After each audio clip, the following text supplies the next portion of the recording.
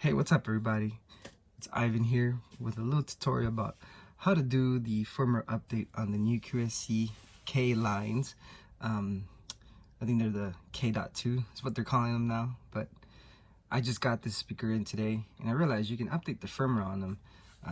And it usually, for firmwares to, or companies to release firmwares, it's usually to fix some type of issue, whatever it is. But the last firmware that this speaker had, apparently had a critical low frequency driver failure with no amplifier protection to alert the user.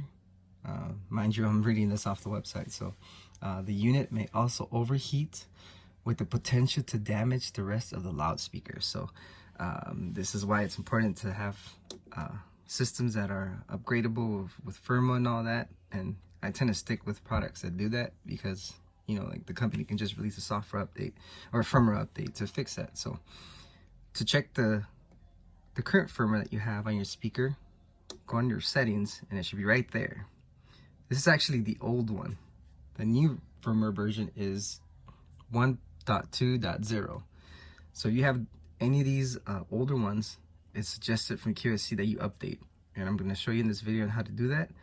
But first, I'm going to show you what the little USB port connection is, which is kind of clever for QSC to do. You remove that, and there it is. So it's a micro USB, and you need to go to the website. I'll post the link below on the description for the specific firmware link for these speakers. I think you can do it with the QSC subs, the newer ones too. I have not taken off the knob, but it'd be kind of interesting to see. Anyways, I'm gonna go ahead and show you guys how we do that with the software and all that. So I'm gonna start the computer up and do that here in a bit. All right, so I'm here on the website and the download firmware button is here. But take note, it's only a Windows only file. So if you got a Windows, we're gonna have to download using that. But lucky for me, I have a Mac running Parallels desktop that I can actually run Windows within the Mac system, so which is pretty cool. I already downloaded the file. I'm gonna install it. Excuse me. And the destination folder, take note of that because you're gonna want to visit that folder to get the application itself. So I'll go ahead and do that. Hit next, install. Next, we're gonna go to the C file, program files, look for QSC, K2 updater, and run the program.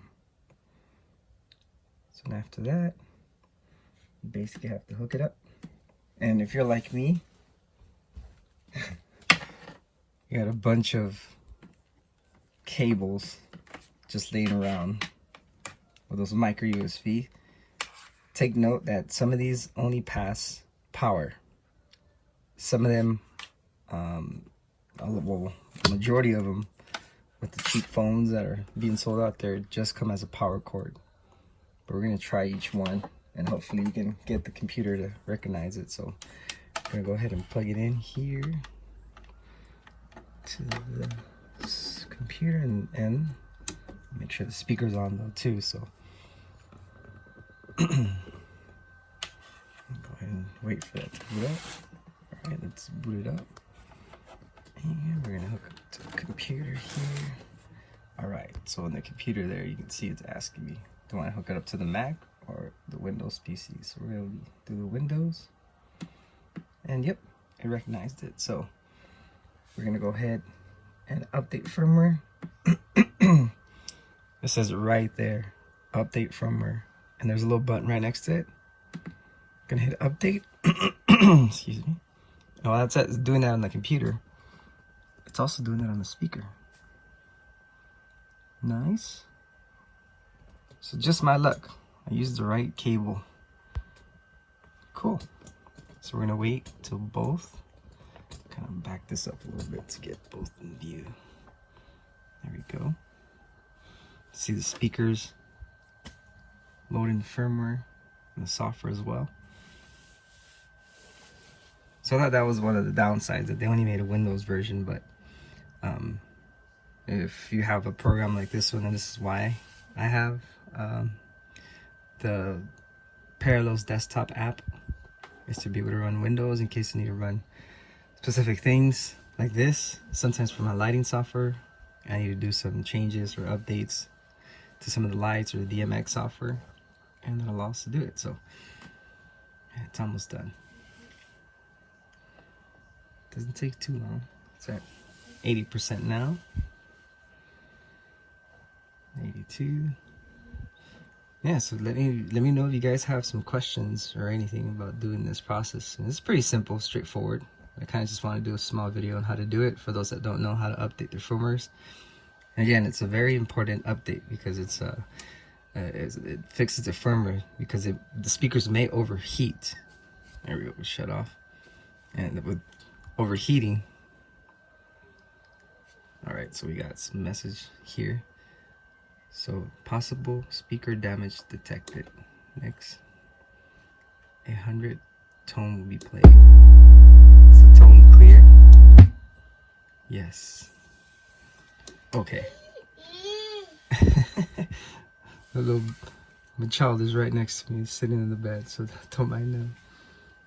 But if you hear that tone, it just runs a test to make sure that your speaker is working correctly. So there we go, it's all done.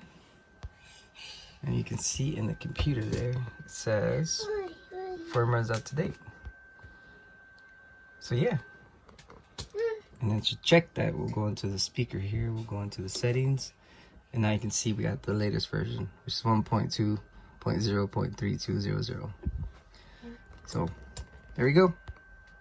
Hope that helps out you guys. Thanks.